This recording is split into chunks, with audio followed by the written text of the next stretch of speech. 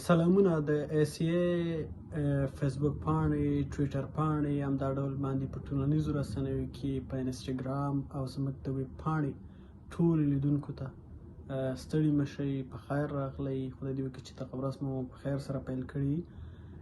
نن هم د راشد خان په تړاو باندې خبرې کوو. راشد چې د افغانستان د کرکټ ملي لوبډلې مهم لوبغاړی ده، هغه د کرکټ په نړۍ باندې دا مهال راج کوي. د تېرې یوې ورځې راهیسې د راشد خان نوم په ټولنیزو رسنیو باندې ډېر لیکل کېږي او ډېر هڅول شوی ده.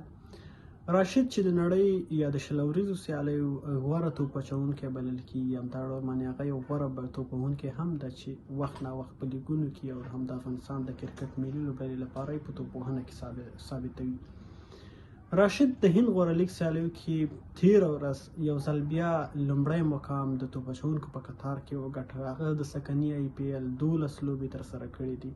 په 12 لوبو کې تقریبا 23 ویکټې هغه ترلاسه کړي دي او په دې سره یې د چهال د هند بل لیګ سپینر توپ اچوونکي د چهال ځای ونیو او هغه یې له ځانه وروسته خپله راشد دغه لومړي مقام ته ورسېده.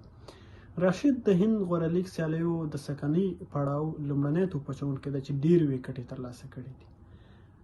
ورپسې دویم توپ اچوونکی د هند او دریم هم د هند چې محمد شامي او چهال درې واړه سره په دویم او په دریم باندې قرار لري. راشد نه یوازې چې یو ښه توپ اچوونکی ده، هغه یو ښه توپ وهونکی هم ده چې د ټیم دپاره په مهم وخت کې په زړه پورې توپ وهنه ترسره کوي، په زړه پورې توپ اچونه ترسره کوي، په زړه پورې ډګر ساتنه کوي. تېره ورځ راشد خان یو بېسارې توپانه ترسره کړه چې په ټولنیزو رسنیو باندې ډېر زیات وستایل شو او هغه ته د شل اوریزو سیالیو د یو سپیشلیست لوبغاړي لقب ورکول شوی ده. هغه ډېر ستایل کېږي د تېرو 2 ورځو راهیسې. وړمه ورځ د ګجرات او د ممبئی ترمنځ لوبه وه چې راشد خان پکې 4 لوبغاړي وسوځول. په دغه لوبغاړو سوځولو کې د هند لوبډلې کپټان روهیت شرما هم موجود و.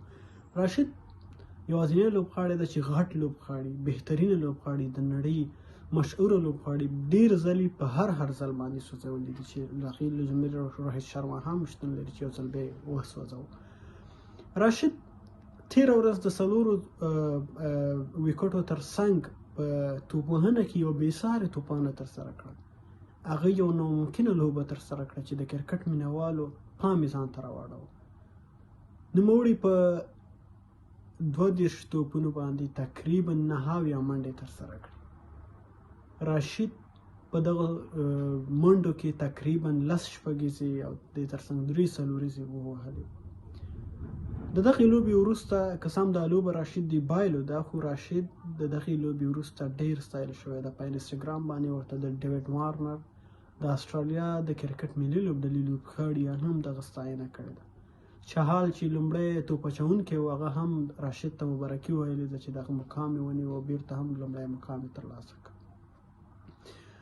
د راشد د توپ وهنې په تړاو باندې ډېر نظرونه موجود دي. ځینې وایي چې راشد بهترین توپ وهونکی ده، هغه باید مخکې توپ وهنې ته راوځي. خو په خپله د راشد انینګزونه چې دي هغه یوازې په توپ وهنه باندې په بخښنې سره په توپ اچونه باندې ډېر اکتفا کوي او غواړي چې ښه توپ اچونه ترسره کړي. خو کله هم چې ټیم ضرورت لري، که هغه د افغانستان ټیم یا که هغه په کوم لیګ کې لوبېږي، نو هغه کولی شي ښه توپ وهنه مسره د ضرورت په وخت کې ترسره کړي.